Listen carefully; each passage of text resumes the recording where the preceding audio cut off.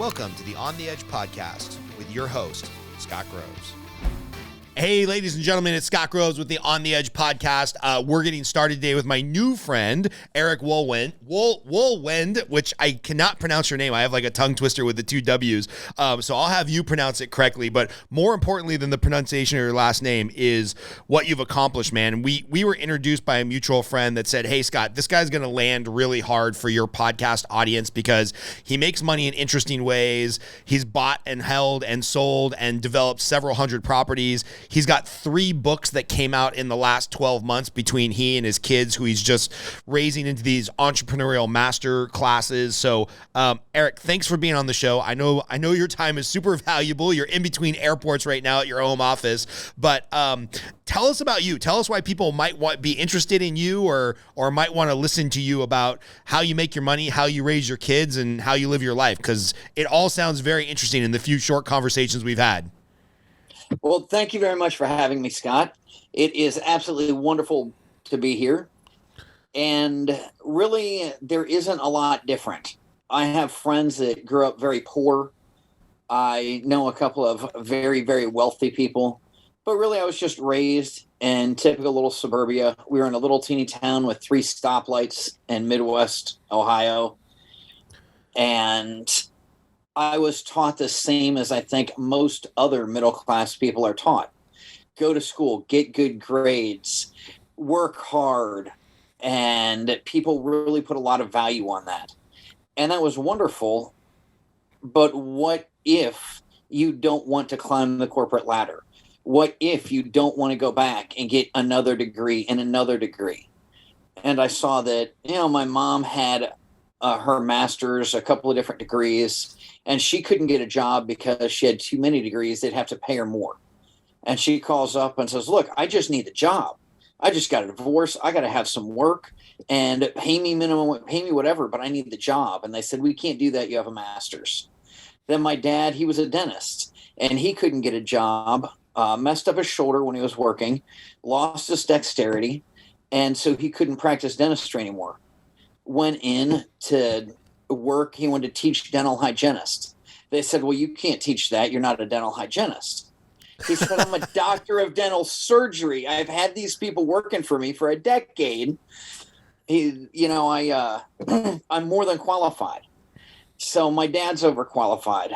And then I meet my wife, and her father can't get a job. He keeps moving. They moved from Kansas to Chicago and finally to Ohio, where we met at Kent State. And he believed that he couldn't get a job because he didn't have a college degree. And, all of our parents worked and held down jobs. It's not like they were never working, but these were just the excuses that they got. So in one moment, they tell me, get good grades so you can get a good job. Go to college, get a degree so you can get a good job. And in the next minute, they tell you, oh, well, I can't get this because I have too high of a degree or the wrong degree. And it just never made sense. I decided I was going to raise my kids wildly differently. I didn't want to work my way up the corporate ladder. I wanted to own the ladder. I wanted to build the ladder, and then I could provide jobs for other people rather than asking for a job and asking for a raise and asking for a vacation. I'd rather be the one giving rather than taking that. So that's where we got started. It's interesting because I've talked to a lot of entrepreneurs. We're, finally over 100 episodes on this. And a lot of people we've talked to are self-employed. They own their own thing. And it seems like that entrepreneurial spirit either comes from a father or mother who is very entrepreneurial themselves, or in a direct backlash to, I saw some horrible stuff where corporate America took advantage of my father. So I never wanted to be at the whim of another company, or people much like yourself who are like, yeah, I just saw my parents toil away. They lived the American dream. They got the college degree. They did the thing they were supposed to do. And, they were broke-ish by the time they got to retirement because things just didn't really break in their favor. And so it's interesting that that seems to be the two paths under which this entrepreneurial journey starts. And where did you start? Right out of college? Did you do some of that corporate work, or did you start building your own businesses right out of Kent State? Did you even finish Kent State? Where did your journey start a few years back? All right. So graduated at 17 and went to Kent State. was a pretty good student, a lot better in college than I was in high school because I paid more attention since I was paying the bills. And that lasted a year, and I realized I'm working 3 jobs, traveling from one, all low level, nothing. I need to get some real world experience. I know I'm going to be a doctor. I need to get real world experience because my grades are okay, but they're not perfect. And I need something to get into med school. I never worried about whether I'd be a good doctor. It was only whether I could get it accepted to med school. And I thought the best way to do that and to actually get a little bit of money for college was to join the Army. So I spent the first 4 years on active duty in and out of Fort Bragg, became a medic to help me get into medical school, and then jumped out of a couple of airplanes, got my airborne wings. Next thing you know, I'm sapper qualified as well, so I got the tab on my shoulder. And it seems like people that like to fix broken people don't always like to blow stuff up and fall out of airplanes too. So I did very well in the Army, got promoted fast, left there, went to the reserve, and did my last 3 years of college. Now I have a pre-med degree. And right before medical school would have started, I decided that I don't really want to do that. I love being a doctor. I love the idea of being a doctor. I love being a medic. But the doctors can't really make decisions. And I think as of a couple years ago, everybody, at least enough people, started to realize the doctors aren't necessarily in control. Well, back in 20 years ago, it was the insurance companies that controlled everything. And then we had Obamacare, and then we have pandemics, and people are telling you what you can prescribe and all this. And I didn't see how bad it would get, but I knew that it was getting worse than I wanted to work in. So I went in search of my life. I had a bunch of odd jobs. I was a teacher for a year, taught anatomy and physiology in a local high school. Reactivated by the Army after 9/11. Did 7 months working locally here stateside, just being a guard, babysitting a bunch of specialists that didn't really need me there unless there was a terrorist attack. And during that time, I read Rich Dad, Poor Dad and hundreds of other books. And it was a 40-minute drive to get to the arsenal I worked at and back to where I lived. Most of the other guys stayed in the barracks, but I was close enough I could drive. So I listened to cassette tapes and CDs at the time. The old day podcast. Right. And learned so much from guys like you that were willing to put stuff on tape that we could listen to and read the books while I was sitting there watching people open and close a gate all day. And that's where I got started in real estate. Next thing I know. And just for context, how old were you, right? Because you kind of took the road less traveled. You did some, pre-med. You did your active duty time in the military. When you kind of discover, we'll call it just self-help and financial literacy, how old are you? About 29. Okay. I know I bought my first house at 29 years old. I lived in one. I bought an old warehouse, just rundown warehouse. In fact, there's pictures of it in my book. And you can't even hardly tell it's the same structure. But my wife and I, we had just been married in 2000, and we were sleeping on a mattress on a warehouse floor. Not because we were homeless. We had just graduated from college. We had no money. I didn't have very much debt because this is before college really went up. And we chose to live there rather than pay $400 a month in rent. So we could spend that $400 buying materials, and we turned that into a 3-bedroom, 2-bath house with a 2-car garage. But that was my first rehab project that my wife and I did everything. So this is in 2000. That's in 2000. It is 40 degrees inside my kitchen. And the only gas line I had went to where the stove will eventually go. We laid a mattress in front of it and slept in front of a ventless gas heater. So 22 years ago, you've got your first property. Do you remember how much you bought it for? Oh, maybe it was the terms. It might have been around $30,000. $30,000 dilapidated warehouse. And yeah, there's stacks of lumber. They had put in an electric service. We had a 4-inch pipe sticking up out of the ground. There wasn't even a shutoff valve on the water line. It was a brand new water line. I soldered the shutoff valve on it and then had the city come out and turn it on. And if my wife wanted to go to the bathroom, she ran down to the street to the gas station to use the bathroom. And 22 years later, how many properties do you own, and what's the value of those properties? Over 350 units and 25 to $30 million total. Amazing, man. Amazing. But yeah, actually, it wasn't 22 years ago. We're recording this just before Christmas. I came home working second shift in the ER Christmas Eve. So Christmas morning about 2 a.m. is when I finished wiring in and turned on the furnace for the first time. And Christmas night, we slept in our bedroom. That was our Christmas present that year. That's awesome, man. That's awesome. And so you're listening to these books on tape. You're learning about financial wellness. You're basically moving in and renovating your own first property. And how does that spark the bug to be like, hey man, I'm gonna really dive in and start acquiring properties and opening businesses and writing books, and like what does the next 20 years look like? So the next 2 years, my mom owned a couple of rentals. And my first semester out of the Army, I actually spent 13 years total. But the first semester I was in the reserve and going to Kent State, I lived in one of her rental properties that I did a bunch of work in, and I was the manager.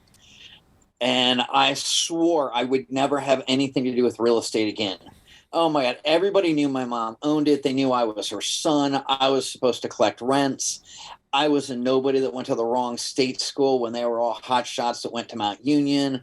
We had 3 football players and 3 soccer players living there. So they hated me for that. It was just everything you can do wrong, we did wrong.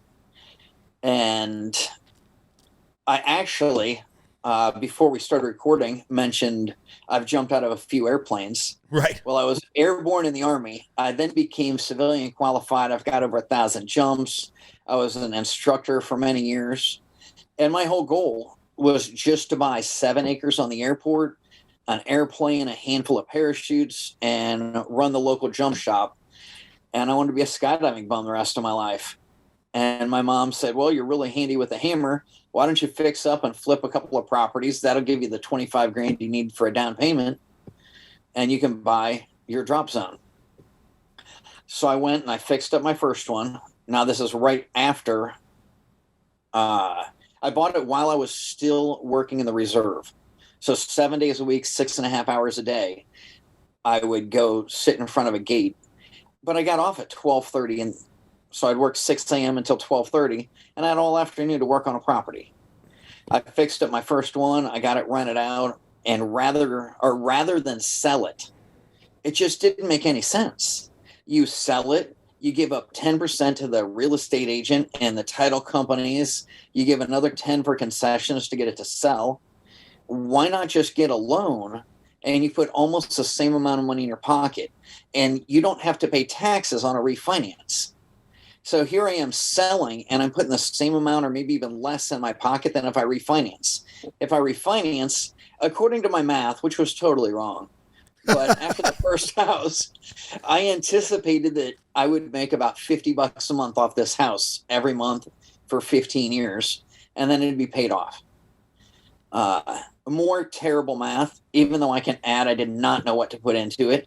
I decided if I just buy 10 houses in 15 years, I'll be 45. Because remember, I'm 29. All I got to do is buy 10 houses over the next couple of years, and I can retire at 45. Because, you rent them out for $600 a month. That's $6,000. You can live on that. Yeah. And then I realized there were expenses that I had to pay. So I said, all right, well, we'll do 12. So next thing you know, I blow past 12. 2 years after I bought my first house, it was like 23 months, I owned 20 units. And I picked up, duplex, 4 units, 6 unit, bunch of single families. But I was up to 20. And I finally had enough money coming in that I never needed to work again. So I retired at 30 years old.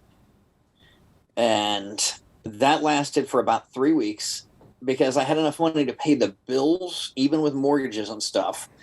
But not enough to, it's not like an extravagant retirement. You're just barely making it by, no vacations, and really I was bored. If you have the ability to retire at 30, you definitely don't have the ability to retire at 30. No, we still have hills to conquer, mountains to conquer. Oh, yeah. So my wife, a really, really quiet Kansas girl, very polite back then, still polite, not as quiet. And she says, well, what I heard was you will get out of this house. And it was implied that I would get a job of some sort or I would get a divorce. And she would never say anything like that, but that's what I heard. So I started 2 new businesses in the next couple of weeks. And one of them is now writing books, traveling around, speaking all over, spoken on a couple of continents. Unfortunately, India was on Zoom. That would have been awesome to actually go there. And the other one is the management company that she's running. And so she's got a... And again, like not a huge entrepreneurial background, right? College, the military, the reserves, bought a few properties. What encouraged you or enabled you or motivated you to be like, you know what, I should really throw my hat in this management arena? Like, obviously, I think the military gives all of us a certain amount of managerial skills and leadership skills, but, you know, it feels like you've gotten yourself into a bunch of arenas that you didn't know a lot about and just, you know, hit some home runs. So what gave you the confidence to do that in your 30s to be like, well, I'm bored. I need to come out of retirement and I'm going to start a, management consulting company or a speaking company, motivation company? Have you ever looked at someone and said, man, that is an awesome business, and you're just so impressed with how smooth it works?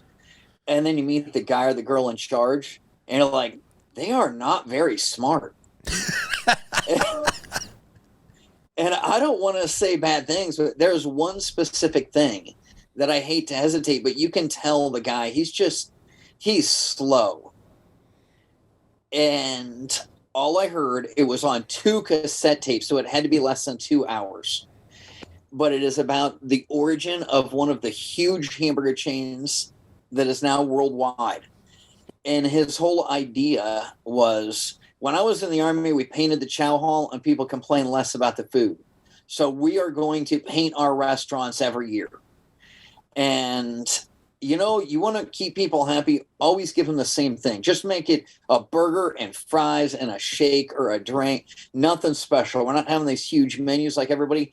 And he fought for as long as he ran his company to keep the menu very, very minimal and easy and the same, and was outrageously successful. And you look at all these things, and I thought, I guess that's where I teach my kids all the time, that if you can't teach it to a 4th grader, it's probably too complex. I've got to get everyone to understand this. So everything I do, I try and break it down. I try and write a system so a 4th grader can understand it. And I don't want to talk down to you because you're intelligent, but there is something that you don't know. Perhaps you're really good with electronics, and maybe you're good with math. But can you tell me what the pluperfect tense is?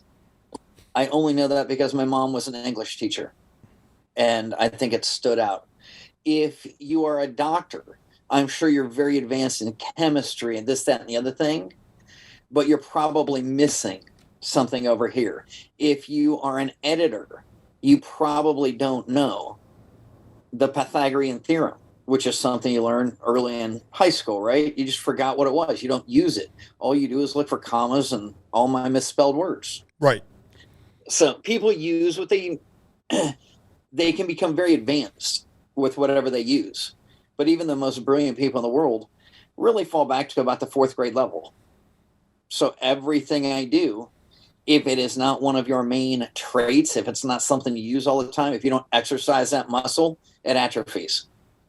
So I try to break everything down and set it up so the most basic, easy level so anybody can understand it.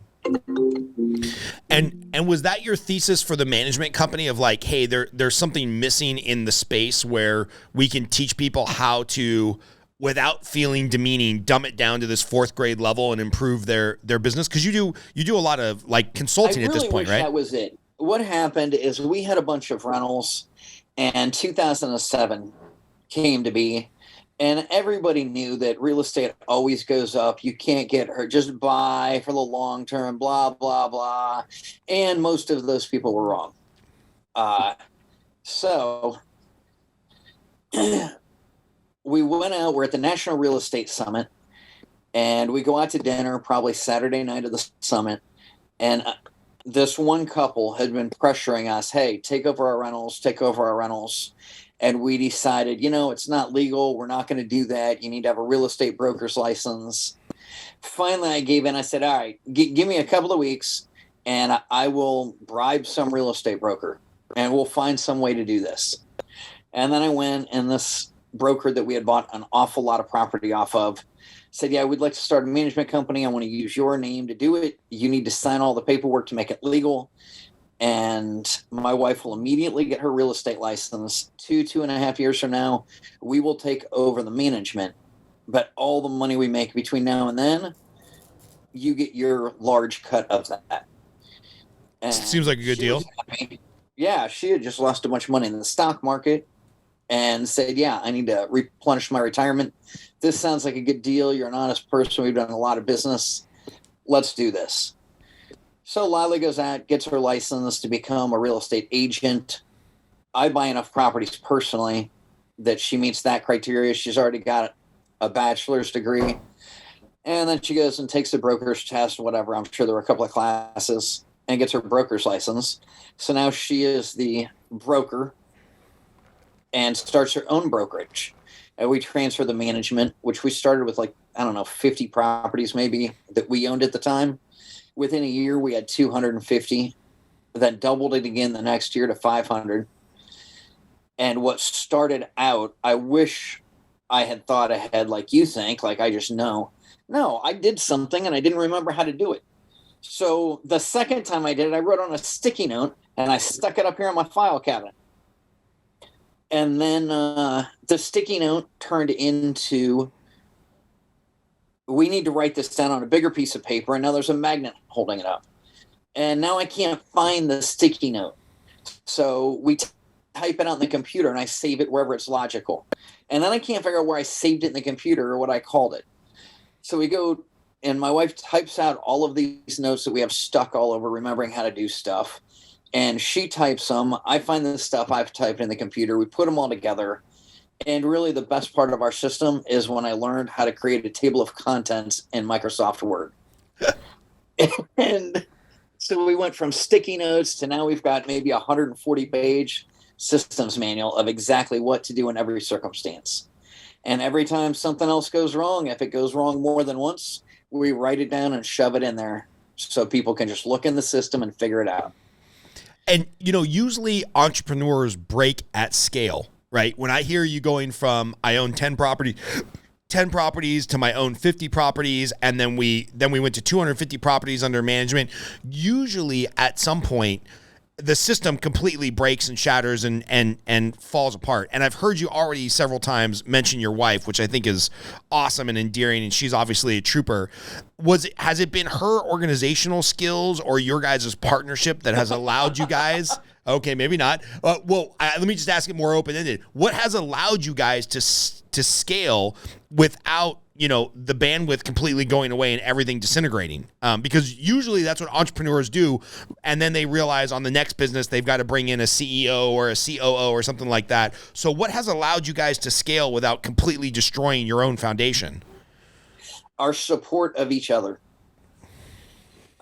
Really coming back, the book that I just wrote, Family Success Triangle, it is absolutely 100% about how did we grow our business and our family. And I mean that. We are growing our family and we are teaching our business as much as we're teaching our kids and growing our business. Everything is integrated. It's not a balance. It's just what we do all the time, every day. So, yeah, the reason I laughed, my wife, if you ask her, would definitely not say that she is organized. She has the most clutter and is always taking another or reading another book on organization, trying to make stuff easier. She has, however, been unbelievably supportive. when I got started, the first thing I said was, look, you've got a job. I'm starting a business, and I don't care what you do. You don't have to be part of it. Just don't you ever tell me no. And as long as you never say no, that's fine. And then she decided, well, I want to be part of it. Now, I can't tell you what's going on in her brokerage. I could step in and run if I had to, but it's amazing. When she leaves, she goes working with the Boy Scouts once a week, once a month for a week. Excuse me, once a year for a week. She goes to Boy Scout camp. And I step in and check on her business, which does pretty well now because she's got good systems that run everything. But there were a couple of years she came home after being gone for a week. She goes, yeah, I think my team can handle it on their own without me. We travel almost 6 months a year. So we are always gone for, 6, 7 days, 10 days here, 14 days there. I don't know how she manages to keep up and not let stuff fall apart as bad as it was, 3, 4, 5 years ago. But when she first started doing that, I went in and let her have a couple of hours when she got home and relaxed and tell me all the good stories of what her and the kids did. And then said, okay. She's like, well, how's the business? I said, get a piece of paper. And 3 pages of notes later, I told her about all the changes that I had created. So, but no, we worked very well together. One thing in a marriage, we decided under no circumstance do we ever go to bed angry. And we had a fight. Something went wrong. It doesn't matter what. And I thought we were through it. And I went to bed and it's 2 a.m. and I wake up furious. And I wake her up and we go downstairs and sit in front of the fireplace and we talk. Because no marriage has ever ended. No divorce has ever been caused over one day of problems, no matter how bad. Right. And I don't know, some old guy that had been married for a long time, 20, 30, 40, 50 years, whatever, it told me, never go to bed angry, no matter what. I love it. And yeah. It's been some of the most sound advice I've ever got. I've heard something similar because that resentment just grows and then, a day turns into a week, turns into a year, turns into a divorce, 5 years later because of passive aggressiveness or whatnot. Tell me more about the family success triangle. Like, what's the thesis of the book? Because I know you're big on integrating your family into your business, which, somebody operating at your level, several businesses, 350 rentals, trying to change the world with the books that you're publishing. If you didn't integrate your kids into your business, there would be that risk of, hey, great, I made my kids financially sound. Trust fund babies. Yeah, exactly. Complete trust fund babies. They'll never worry for money in their life, and they've got a drug addiction, or they're spending all this hard-earned money on therapy because they didn't see their dad, or mom never hugged me or came to a soccer game or whatnot. So how are you? I've heard you in just the short few times that we've spoken talk about integration and how that all really works together. How did you bring your kids from an early age into the business, and what are they doing now as part of the family success triangle? When my first one, Devin, was 2 weeks old, he went to a closing for an 8-unit apartment building. At the time, it was the biggest building we owned.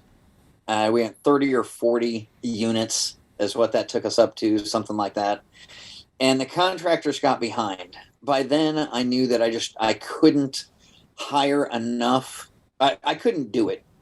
I learned that, I don't know, somewhere around house 14 or 15. I just couldn't be the guy that swung the hammer every day. And so I broke down and figured out a way and budgeted in what's it cost to hire a professional rather than do it on my own. And that's how I got to the first barrier. Most people that buy houses can't buy more than 30 to 50. They just get hung up there. And then your next barrier is about 100 because you hire, a couple of helpers, but you don't have the organizational skills to run a team. And then your next barrier is about 250.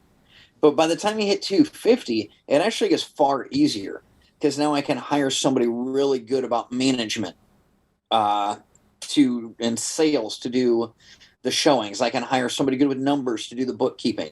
I can have an HVAC guy on staff that can also do other maintenance, stuff like that. At this time, I didn't have that. What I did have was an infant and I was collecting 1 month of rent. I think it was only $350 for this store on an 8-unit building. And that was nowhere near what I needed to pay the mortgage. And we are ripping out the boiler and putting in electric baseboard heat, which is a fantastic idea for the long term. So now the tenants pay their own heat, and a terrible 6 months of work. And so Devin ended up growing up on a pack and play. And I swear for the first year or two of his life, he couldn't sleep unless there was a compressor running next to him. And I'd go in and I'd run the electrical. I'd do the drywall. And my wife would do all the painting. And we would work in the office for 4 days. And then Friday, Saturday, and Sunday, we'd be working on the apartment building nonstop, 16, 18 hours a day, with, a couple month old child. Then every Wednesday I had a breakfast meeting, and I would carry him in a car carrier. One of the first meetings, somebody asked me, like, hey, you're bringing an infant to a business meeting? I said, look, I'm the one that runs the meeting. You want my free advice? Deal with my kid. And so Devin has been going there every week since he was born. And then Ethan came along, and with 2 of them, it got a little bit more difficult. So they wouldn't always go, but they'd still go frequently. And by the time he got through I'm going to scream right in the middle of the best part of the discussion. Right. They started going every week again. And that is how they did this, and everything they learned. I never once told them, go to school and get good grades. I said, if you're going to get a job, you only take a job so you can learn from it. I just had a very good friend of mine who was a millionaire, and he got a job working McDonald's for minimum wage, but he could go back. He's a pipe fitter, makes, well into the 6 figures doing manual labor. He said, no, I'm done with that. He owns enough properties, and I would be willing to bet that almost all, if not all of them, are free and clear. So he is definitely not hurting for cash flow. But he got so tired of his little crew of 2 or 3 people going to Lowe's 3, 4, 5 times a day. They could never be organized. They were always out of something. He said, all I do is drive back and forth to the store. And I don't want to babysit a bunch of grown men that should know how to do this. He went, and I don't know, I had a job. I worked at Burger King for a couple of months, and it taught me more about systems than you can imagine. So all of you that want to go pay for a $10,000 course for a week, that's great. Or you could just work for minimum wage for a month or 2, and you'll learn so much about systems working at one of these big hamburger. I mean, they've got 100% turnover of 16-year-old kids. Right. And somehow my quarter pounder with cheese always tastes the same. Right. If they can do that, well, my buddy Jeff, he comes back. He goes, yeah, shows up to our business meeting. Now it's Wednesday night instead of in the morning. Said, what are you doing? He goes, I just left McDonald's for the last time. I go, what are you talking about? He goes, yeah, it was my last day. I was like, oh, that's right. I had totally forgot. He told my wife that he got a job working at McDonald's. He was there for 2 months, just like he planned. He came back. He was showing me pictures, designed this brilliant system. He goes, I pull it, lower the tailgate. It's set up in 15 minutes, and we have a job site in a box. Everything is there. If this runs out, they throw it in the lower drawer. I know exactly what to buy. I go to Lowe's once every day or 2, and we never run out of stuff. All the lists, change order, whatever, all posted on the side. Just design this brilliant system. And then he tells a story at dinner. I just want to recap here. This is a buddy of yours who runs a construction team, and he's a millionaire, maybe a multimillionaire with great cash flow, and he quit doing what he was doing for 2 months to go work at McDonald's so he could better learn systems, process, and fulfillment. Basically, a conveyor belt type of business. And he had said, anybody that's ever worked at McDonald's, which I haven't, something about, I knew if there's a green pan there, we were out of muffins. He goes, nobody had to tell me, I just, and this was part of his story. But yeah, and I'm sure he still ran his construction and stuff during the day, but he took 20, 30, 40 hours of the week out to work at a fast food joint to better learn systems. Amazing. And that is the way that I do things. I really get down in the dirt. I was a sergeant in the Army. I was not an officer. Yeah, I made it up to E7, and I had a bunch of people working for me. But really, it's the boots on the ground. It's being out in the dirt and the hustle and bustle where you learn stuff. I had just talked to or read another guy, I think it was on Instagram, that he just bought this very expensive heating business, plans to make piles of money, relocating from Texas to Pennsylvania. And he went and sat there and watched and shut his mouth for 3 days. And it reminds me of when I was taking over a new command or moving to a new unit in the Army. You walk in the first couple of days, you just shut up and listen. And he took out the people that were putting in the furnaces. He got to know the secretaries that did the scheduling. He got to know all of the different members of the team before he opened his mouth and made any changes. I love that. And I think a lot of people don't understand this about the military, Eric, is, the Navy SEALs, the Delta Force, the Ranger, the Assault on Action, all that stuff gets the headlines and the movies and the sexy Hollywood stuff. But what the military really is, it's a logistics company.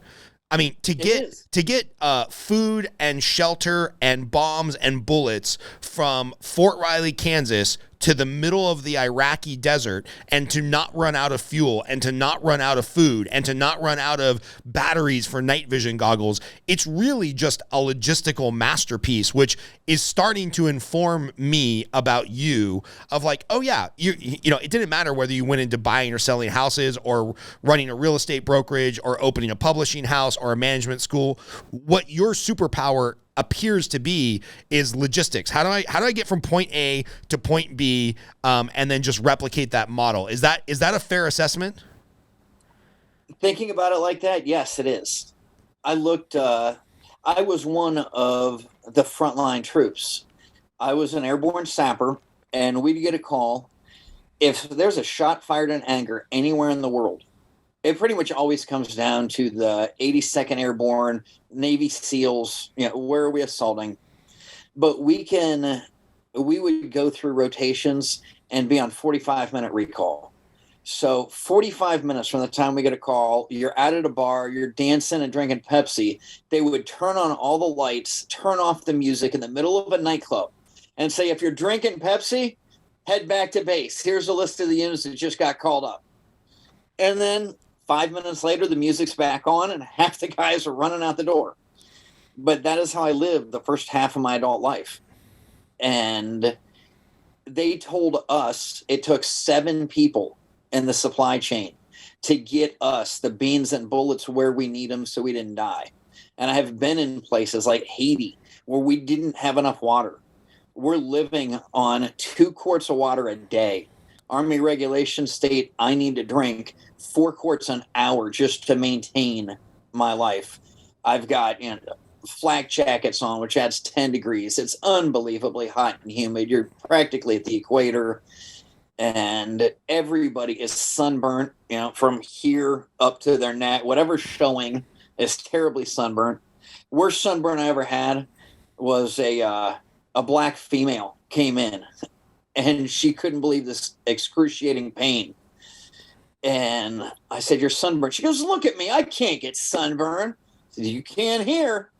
Yeah, Haiti's different. You get down by the equator, it's a different game how hot the sun is. It's brutal. Yeah, and I mean, you're from LA.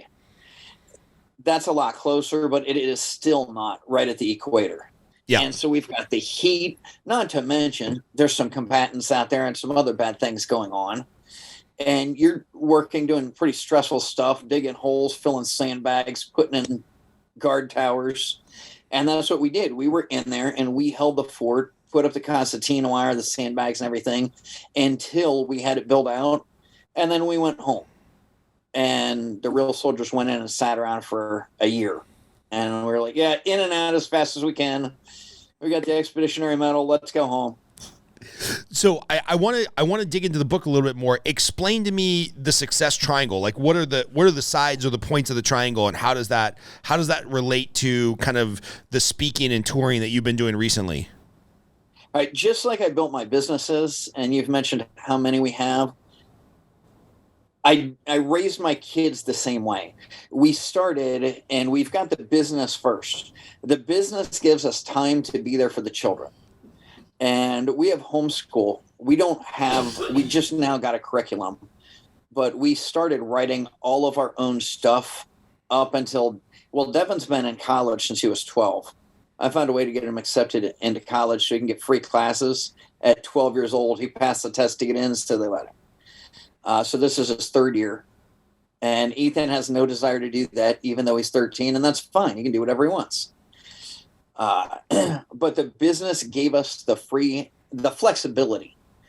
And you run businesses. A lot of people listen to this. They know you're going to put in 18-hour days. Sometimes you're going to go 2 days without sleep. And you can also schedule what hours of the day you're working. Right. You generally have a lot more control. Like, I chose what time I wanted to talk to you. You said, here's a list. I pick a time. Well, if my kid has jujitsu tonight, I'm not going to pick 5 o'clock because I want to take him and watch him roll. If, I have to go to an auction, I can't change that. So we don't plan kids' time when there's an auction I want to be at. And so the business gave us the time to raise the children. The children started helping us in business from the time they were like 3 or 4 years old. I taught Devin how to reconcile accounts like it was a memory game. And he came in and said, Dad, want to play? I said, no, I want some coffee or something like that.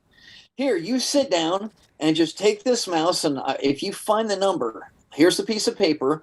Look on the computer screen. If you can match your numbers up, just like memory, and put a check mark beside it, when you get down to the bottom, if that bottom right corner number is 0, you win, and I'll buy you some ice cream. And that's how he started working in the business. And now he's making better decisions and is helping to grow and work on the business. And so he does that. That gives us more money coming in from the business, which allows us to buy more investments.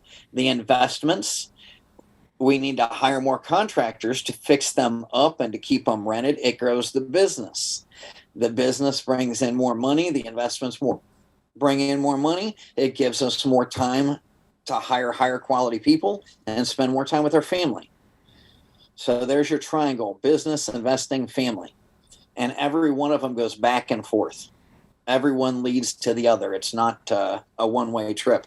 Yeah, that makes a lot of sense, because I know a lot of people. One of the things that's been great about doing home loans for 22 years is that you come across everybody from, what do we condo to castle is in LA, four blocks apart in Los Feliz. You would have the multi-million-dollar compound where Brad Pitt and Angelina Jolie were living, and 4 blocks down the street, you could find a $230,000 condo on the wrong side of the tracks. That's changed a little bit in the last 10 years as everything there has gotten more expensive, but I've seen people who have minimum wage jobs and are a slave to their job. And I've seen people that have multi-million-dollar W-2s, big boys at tech companies, entertainment companies, and they're also slaves to their job. And they never fill out this triangle of like, I need the assets to buy the investments to give myself more time so the family can work in the business, and it becomes this virtuous triangle. In your case, I was going to say circle. They never get there. And, with every incremental pay raise that they get on their W-2, I've fallen into the trap myself. You buy a fancier car, you buy a bigger house, you buy more shit, you buy 8 pairs of shoes in different colors, versus like, no, let's reinvest it so we can spend more time with the family, because then the family will be interested in the business instead of resentful of it. And then we'll make more money to get into the investments. And just like, man, what a great triangle you've kind of laid out, that I think a lot of people can't articulate. So where are you at right now with the kids in the business? What are they doing? If I can refer to what you just said first. For sure. I was in that same boat. We had a lot of months left at the end of my money, and my wife and I both worked, and we never made more than $45,000 a year. We were in real estate for more than 10 years, which real estate gives you massive depreciation and other benefits. But yeah, we had never had an adjusted gross income of about 45 grand. even well into real estate now. I wish I could get back down there and pay that much less in taxes. But on the other hand, I'd rather have the income. Right. Yeah. You rather have the planes and the toys than worry about tax rates. But no. So I lost my job. Now we're in college. I'm working as an orderly in the ER. I'm a medic, but not using that. Though 1 weekend a month for the Army doesn't really give you any money. It's, face it, 2 days. She's working. We're both making $8.50 an hour. And then I lost that job. I got another job as a high school teacher. I mean, what are you going to do with a pre-med degree if you don't go to med school? Apparently, you can teach at a private high school. There you go. You don't need a certificate. So I've never had a day of teaching classes in my life. I was an instructor in the Army, though. I can handle a group of teenagers. They're just a year or two younger than the privates that I got in the Army. Right. And so I doubled my income. I made $23,700 a year as a teacher with a college degree. And that was basically twice as much as I had made working in the ER. And we covered the shortfall where we didn't have money, but we didn't go out to a lot more dinners. We didn't, get massive cable subscriptions or whatever. We just kept spending about maybe 10% more at most, even though my income went up 50% and hers stayed the same. And then the next year I lose that job, drop of enrollment, getting rid of the new teacher. Obviously I'm the one to go. And so I start bumming around the Army and volunteering for things here and there. And I worked through the summer there. 9/11 had just happened. So there was plenty of extra work. And finally they picked me up for a solid 7 months at one of the duty stations. And then I wasn't needed there. So I lost that job. So basically I've lost 3 jobs in 2 years. But I doubled my money going from ER to teaching. I doubled it again going from teaching to being E6 in the Army at the time. And I got done with that and I said, that's it. I've lost 3 jobs. I'm never doing this again. But each time I made more, we decided that we would invest it. And I didn't know how to invest, so I started learning how to invest. And that's when I was really reading these. That's when I bought the first one.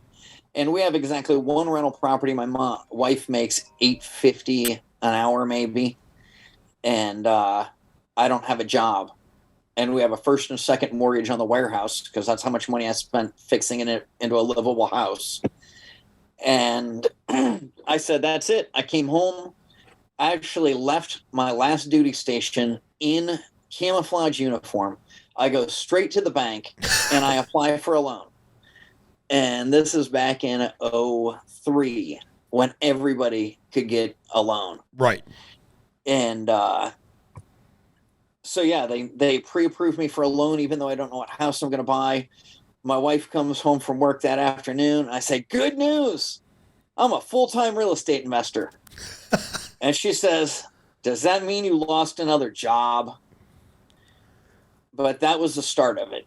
And so, yes, if you are getting these big raises, you just have to commit. Keep spending the same amount of money. All right. If you're not quite making it, you're 10% shy and you get a 20% raise, then you have 10% left over. If you're living in LA and there's one of you living in an efficiency apartment, maybe there's 2 of you, maybe you got a kid, you cannot live on minimum wage with 2 people working full time. Well, if you can't live anyways, there's no reason to not put 10% aside to start with. Right? I mean, you're already broke. Eat ramen a couple more times. Right. But you can put something aside. If you don't know what to invest in, go and buy yourself an ounce of silver. It's $30. It is not the amount of money you invest. It is the act of always investing. So I tell everybody that comes to my dinners, all right, you don't need to start out with a house. You don't need to save up a down payment, but you do need to buy an investment so you understand. And I'm not saying go throw $20,000 into something that you don't understand. If you can't afford to lose 20 grand, that's a stupid idea. Right. First, you need to get the education.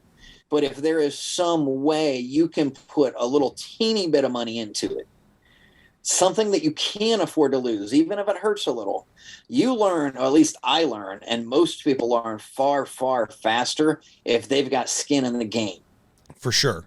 You can sit there. And you nailed it. You said it's the act of investing, right? It's the mindset of investing. It's people will argue till you're blue in the face. Should I buy whole life insurance or should I buy term and invest the rest? Should I buy a rental property or should I do crypto?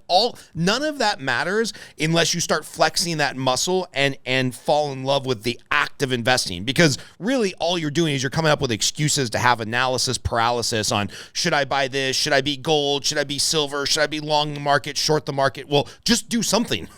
just do something to get started. And I'll promise you, let me get this out of the way, okay? I promise you will fail. You will make a bad decision. You will screw something up. And if you are paying attention and figure it out quick enough, you can turn that into one of your best successes. But nobody goes from zero to multi-millions without doing something wrong. Right. This is not school. You can't study and ace the test. Yeah. You will make mistakes. Okay, identify them and try really hard to not make the same mistake twice. Yeah. If you can hire a mentor or a coach to help you get through, you'll still make one or two of their mistakes, but hopefully not as bad as they did. Right? Don't try to be the person that never makes mistakes. This is how I got my kids started investing. They went out and bought silver at a very, very early age. About the only gift I give them is every Christmas they know they're going to get a 10-ounce bar of silver. So at the time, that was $140 per child, right? Now it's like $265. I just bought a stack of them to give away. It's $265 for a 10-ounce bar of silver as of a week or two ago when I bought them. So if you can't do that, spend the $25 or $30 on a 1-ounce piece of silver. At least it's something. And then give them. I love Mike Maloney's Guide to Investing in Silver and Gold. Awesome book. One of the Rich Dad series. But even more so than that, for the people that say, oh, I don't read, watch the Hidden Secrets of Money videos. Also made by Mike Maloney. They're on YouTube, goldsilver.com. My kids have that memorized. They can tell you, I don't know, maybe it's episode 4, but they just love a couple of these episodes. There's 10 episodes, high quality, probably cost $100,000 to put together each one. And they're just free on YouTube. You get a college degree education for no money by looking up the right books and watching some of these videos on YouTube and listening to podcasts like yours. So this is interesting because somebody listening to this might be rolling their eyes and be like, well, that's super easy for you, Eric. You started buying property in 2000. It was cheap. And if you weathered the storm of 2008, 2009, you got properties even cheaper. But, I can't start today because properties are so much more expensive and interest rates are so much higher and it's so much harder to qualify for a loan. And the stock market feels expensive and gold feels expensive. And this will come out early 2023. There's been a couple of crypto companies that shut down. It's just early. It's just easy for you, Eric, because you got a 20-year head start and you don't understand how hard it is to invest in 2022, 2023. So for that naysayer that's rolling their eyes and just saying your timing was lucky and et cetera, every excuse in the book, because I know right before we started recording, you said you just picked up a few more properties. Where are you investing? Where are you buying properties? What type of value add are you looking for? And, as your cash flow is now spinning off way more money a month than you can actually spend, where is Eric putting his money in 2023? Oil wells. Okay. Those have been my newest investments. But let me talk to that naysayer. You know what? You are absolutely right. It is 2023 and you can't do what I do. You can't get there. You can't do it the same way. And once you recognize that, I don't see that as a problem that's holding you back. I see that as a wonderful thing that you're smart enough to know the difference. I thought exactly like they are thinking today, because my mom owned a couple of rental properties. After her and my dad got divorced, she got remarried, and they ended up that one awful huge house. 3 bedrooms were rentable. By the time I moved in, we made it to 7 bedrooms, and I lived in a little closet. It was like Harry Potter in the attic, and freezing up there. But hey, it was a place to stay. And I helped do a bunch of work around there. And so sweat equity, if you want to get into it, one way to do it is just find somebody that's doing something and go work for them for free. I have had multiple people that came and worked for me. The presidents and leaders of some of the real estate investment groups around come over, and they'll spend a day working in our office, which is a whole lot more of us teaching them. But they just want to see how our systems work. How can you get, we managed over or about 1,000 units at one time. My wife did. They said, why are we stuck at 200, 250? Why can't I get bigger? What do you do that makes it work? Find people that are doing what you do and go work with them. I looked at my mom. I said, but Mom, man, you own like 6 properties. You know, maybe it was 10. How could any one person own that much? I'd never known you could own so much. And I'm buying my first one. She goes, oh, it's awful. I have 3 empties. I said, yeah, but that's like 3 out of 10. That's 30%. I have 1 empty out of 1. And I realized the difference between these big guys and girls that had it, you know, at 10 times more than me. And then you shoot past, and a year later, now I've got twice as many as her. And then it just kept going and going. And over 2022, I've got an auction I'm going to tomorrow. I know my 13-year-old wants to bid on 2 properties, so he's liable to buy 1 or 2 of those. I've got 3 more that if I have time before it gets dark tonight, I'm going to drive past and look at and see if I want to buy. So there is still opportunity in your mind in the real estate market. Opportunity. I love that. I can tell you so many ways. For my website, I'm sure I have a list, 25 ways to buy real estate. And number 25 is talk to a realtor. It is always dead last on the list. But website's clearskytrainer.com. And we talk about, I've got a free newsletter for anybody that's interested. I just write a 1 or 2 page thing. Sometimes my wife writes something about management or whatever she is the best at. Sometimes my kid throws in some stuff. So there's always a newsletter comes out every Wednesday, although that might switch to Friday. We're not sure. And you say Clear Sky Trainer. I got it here right now. Your website obviously has links to the book, and we'll make sure that we link to that article on 25 ways to buy a home. Yeah, and that here's just one that comes up frequently. Right now in this market, it is absolutely different, but it is no different than when I got started. And 3, 4, 5. It was easier for me to get loans then. That is true. But then I didn't have a job, so it wasn't really that easy. If you have a job, then it's a lot easier for you to get a loan today than it was for me then, right? And remember, I lost my job when I had exactly 1 rental property, the house I lived in and 1 rental. So you are starting at the same place as me. Last year, over 2020, 21, and 22, you were seeing the highest peak bubble rates for prices. Stuff is selling for above asking in hours. That's what I went through in 2003, 4, 5, maybe more like 4, 5, 6. Mm-hmm. But by 7, it was getting weaker. The only difference is it really took us 3 years to hit the bottom. In 2010, I owned about 75 units, and I bought my first 50 unit. So I almost doubled in size with 1 purchase. You are getting that opportunity, and I think it's happening even faster this time.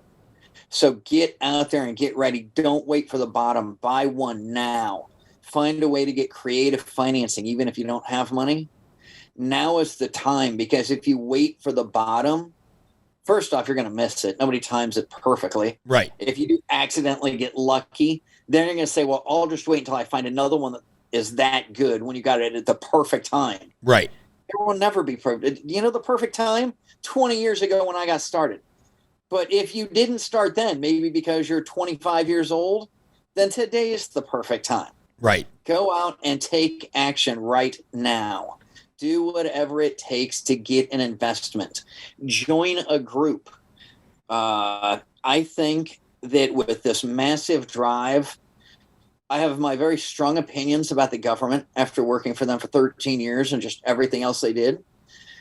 And I believe that if they are certain that we are not going to drive an internal combustion engine anymore after 2030, I'm loading up on oil wells. They're driving all the big money out of it, and I am buying energy. I'm buying uranium. I am investing in drilling.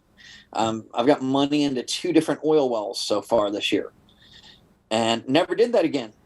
Ask me a year from now if it's a good investment or not. It might be terrible. Right, but like you said, when you have your foundation, when you have your your triangle is strong, right? You've got time with your family, you've got the investments, the business is spinning off capital. I know enough about you already to know that you're not all in on oil the way some of these morons went all in on crypto. It's like it's a piece of your strategy, and I love the fact that the first piece of everybody's strategy. It just seems like the smarter, wealthier people I talk to,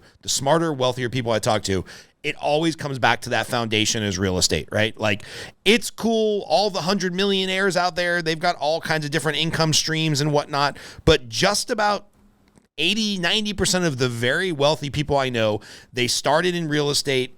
They got expertise in real estate. They built out additional businesses in they were all in on real estate, whether it was fix and flip your own stuff or be a loan officer, be a realtor and grow those companies, whatever.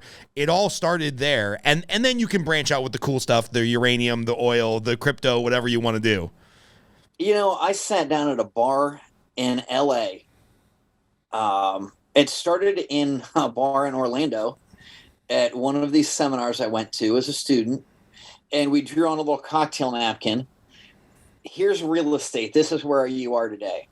And you need to own the real estate brokerage that sells it. You need to own the management company that rents it. You need to own the construction company that fixes it and the mortgage broker and blah. And we just had this little star. And then I'm at a bar with a really great financial planner. Became a good friend of mine. He's on Fox News talking about finances every week. So I'm sitting down and, talk about an underpriced lunch. I bought him lunch and got thousands of dollars worth of value drawn out on napkins again. How I should set up my corporate structure and trusts and everything. But it all started there with just buying a single family home and renting it to 4 college girls. And that was the first rental I had ever done. And I learned that, yes, you can make more renting it out by the bedroom. And you have to deal with 8 parents. Sometimes they're divorced, so it's like double, plus all of the children that are living there. And they have never lived outside of mommy and daddy's house, which adds on even more problems. And then I grew and I realized that even though my mom said this is where you make the most money, and that's what she loved to do, that's a lot of hassle. And you can't scale if you're doing everything. And are you really making that much more if you have to pay to have the yard mowed every week because college kids aren't going to mow it? Right. And so I realized that I don't want any more than 10% in any one niche. So I had 10% or less college rentals, 10% or less Section 8, 10% or less low income that made incredible profits, but they also did the most damage. Right. So you have to factor that in over the years. No more than 10% of the really pretty, man, I'd love to live their houses because they don't make any money. It's nice to have it. It holds equity. Right. And you can count on the people paying a little bit more, but they barely break even until you pay off the mortgage. Right. And so I've set up the entire investing career. Yeah, I lost. Well, let's put it this way. I just read an email. My last email before I got on this podcast with you was from my lawyer. I had almost $1 million, well over 900,000 at Celsius. at the peak, but I never kept more. And I met Alex Mashinsky. I mean, he is definitely not SPF. A wild difference here. It doesn't mean I'm going to get much of my money back, but I think we will get some. So yeah, I've been investing in Bitcoin since it was $800 and Ethereum at $14, I think. Mm-hmm. And I didn't put it all. I moved 40 more Ethereum in at the last minute. That was idiotic. But you can't look back at the mistakes you made, because I set up a system and I kept half my crypto offline in a Trezor. I never put more than 10 to 20% in the altcoins. Right. I understood some were going to go crazy and others were going to crash. But I stuck with a lot of Bitcoin and a generous allocation to Ethereum. I don't put more than 10% of my total net worth. And crypto got up a little bit above that when it hit the peak. But I try and keep it. Crypto is a fringe asset. I also want to have 5 to 10% of my net worth in gold and silver. It's the 10% that I always want to underperform. I don't ever want to make money on gold. Right. Because if that 10% makes money, it means the other 90% went terribly wrong. Right. The gold is a hedge. And that's besides the point. It's my insurance. It is my hedge. That's it. And you want to argue about should I buy gold or you should have both. They're for different reasons, though. Just like, Bitcoin and Ethereum have different use cases. But either way, if you're saying, oh, I want to do all this and gold's absolutely going to skyrocket or oil's going to go up, it can't go anywhere but up. You should, unless you are drilling the wells yourself, you should not have 50% of your money in oil. Right. Okay. I have far too much in real estate because that is my main business. And I realize we need to get down. So a couple years ago, we have been working very hard to refinance. I mean, it was like a gift from heaven. They're giving me loans at 4% on commercial properties.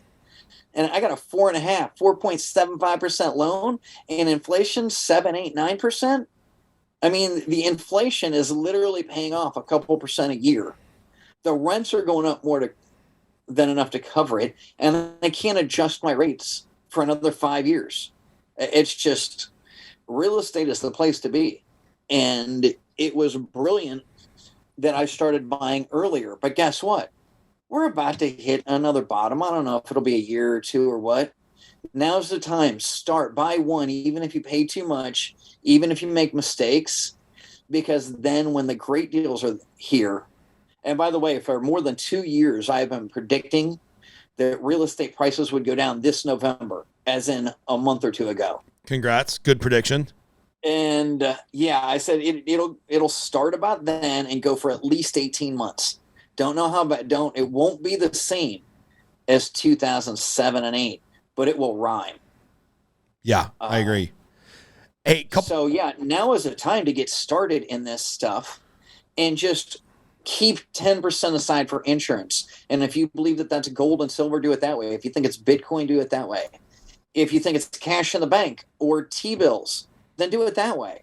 But you got to have some type in the Army. You can have any amount of roving patrols or fixed bases, but you always must keep a reserve.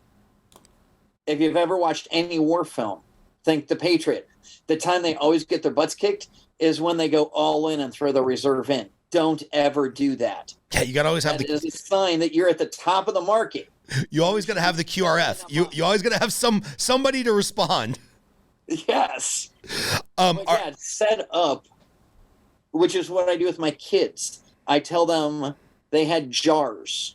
Put this much into education, this much into investing, this much into long-term savings. If you want to buy that new Lego Death Star, you save up money for that.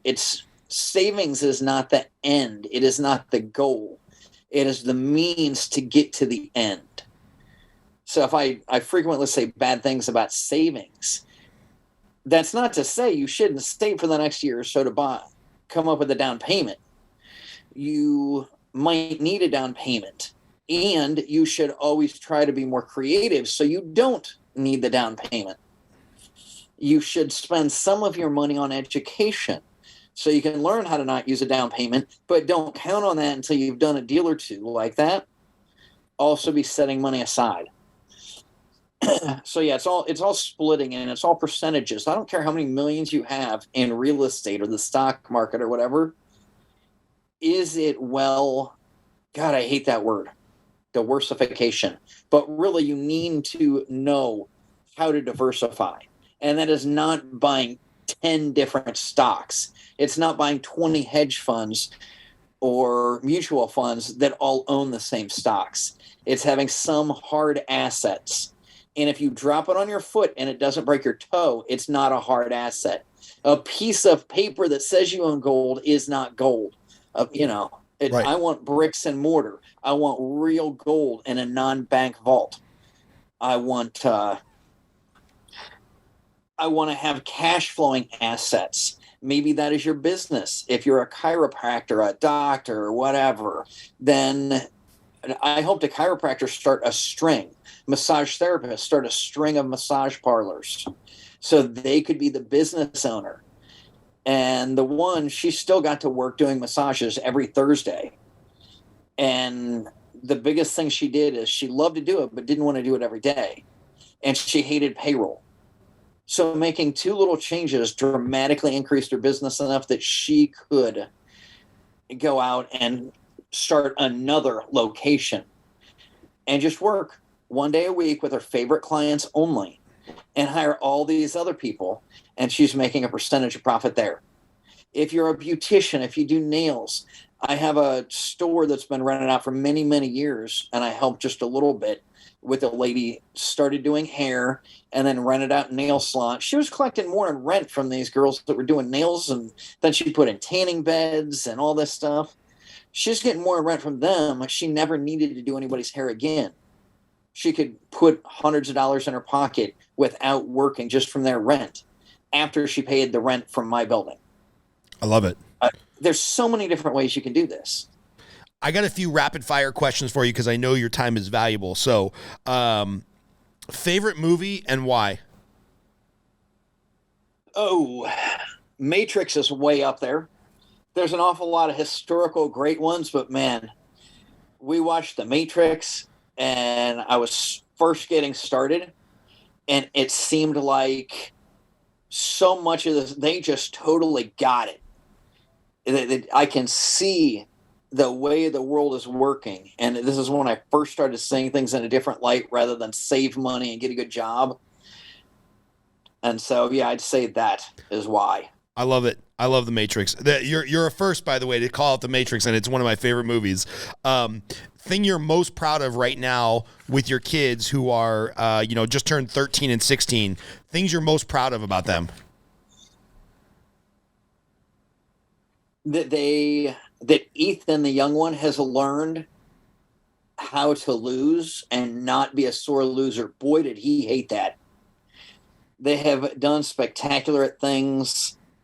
Pretty proud that my 15-year-old is an accredited investor. He got to buy into the same first oil well as me, and he did that all on his own without ever getting $1 from me. Amazing. And my younger one is becoming a pretty accomplished pilot. He can barely see over the dashboard and almost landed my little airplane when we were coming, which is not that little. It still has 2 engines. But yeah, I think by this summer, he will be able to land that plane. And he was flying IFR straight through the clouds, 0 visibility. He kept the thing straighter than me without the autopilot on. Oh, that's amazing, so, man. Yeah, that's what I am the most proud of my kids. And Devin is very businesslike. He's on all kinds of podcasts. He spoke on the same stage as Ken McElroy, Robert Kiyosaki, George Gammon. But he was out in Scottsdale speaking a few months ago, promoting his book. I love that. Give me either a financial prediction for 2023 or maybe, what's that 10% bucket where you're most excited about potential growth? Give me something for the audience to bite into for 2023. Well, I can guarantee I'm going to buy more faster. That is one of my taglines. Buy more faster. I like it. Buy more faster. And to buy more hard assets that cash flow faster. But that doesn't roll off the tongue as easy as buy more faster. And when you say buy more hard assets, obviously we're talking about property, but are you looking to acquire, businesses where maybe the owners are looking to get out, or are you looking at, lemonade stands, or what are you? I am looking, I don't want to take active ownership, although I've really considered dramatically increasing my construction company. We seem to be at a bottom there. And I have more of an active role in running the construction company than any of the others. My wife runs the real estate brokerage. I see it's going to be a hard couple of years for her business. Mm-hmm. I think there'll be a lot of disgruntled landlords, and that absolutely will continue to be the number one place I buy properties. I would recommend for everybody to talk to retiring landlords that are fed up, that want out. They can't believe the CDC said you can't evict people, and they're just done. I took a different approach. I sued the CDC and beat them. And other people just gave up, and I went in and bought all the properties they had left. I bought out 2-3 small landlords in the last year. So go to real estate groups, talk to them. Go to eviction court, talk to people that are evicting, ask them if they want to sell. I think that's my best prediction. Best place to find really, really great deals on real estate is from disgruntled landlords. Love it. I think that interest rates will go up longer and higher than most people think. And all of these new people that are just getting in and say, oh, yeah, they're going to drop. Yeah, they will go back to normal, but normal is like 6%. Right. We are normal. Maybe we're hair above normal. But really, normal interest rates for 6,000 years have been roughly 6% since the beginning of recorded history. So thinking that normal is going down where you can get a 2.5% home mortgage and a 3 or 4% business loan, that's not normal. Never going to happen in our lifetime again. Right. So I would not count on that. I would count on property values in the bubble cities. All along both coasts, with the one exception of Florida. There's just too many people moving there. Yeah. And Texas could go either way. That's a big state, depending on the region. But I see property values in the stricter states, the less free states, California, Illinois, New York, going down, at least for the next year or so. So if you're living there and you like it there, it should be a better buying opportunity. I see the Midwest, the Rust Belt, where I'm buying a lot of rentals that cash flow a lot. They might go down a little bit, but I think they're going to hold their rents, which is all I care about. Right. Rents did shoot up a lot in the last year or so. I think they'll maintain and then slowly go up with inflation. They always do. They always balance out with the inflation fairly rapidly. Right. So, yeah, I'm a big fan of cash flowing real estate. And I'm a big fan of governments messing things up. So I bet against whatever they say. They say we're going green. I buy oil. And to hedge my bet, I buy silver because you need that to make solar panels. So if you can't accurately predict, unless you own the casino, just bet on both sides and then you'll win. Right. I love it, man. Well, Eric, dude, I appreciate the entertaining conversation. I hope you're either in LA or Vegas at some point in the next year so we can do this live. I'll buy you a drink. We'll smoke a cigar or drink tea, whatever your drug of choice is. And I want to meet you in person and sketch out some of this stuff because it's fascinating. You're an interesting guy. And we're going to put up the links to your books, your kids' books. We didn't even get into that, so maybe I need to interview one of your kids next on the books that they wrote. But I really appreciate you being on, man. I thank you so much, Scott. It's been a pleasure talking to you. Love it.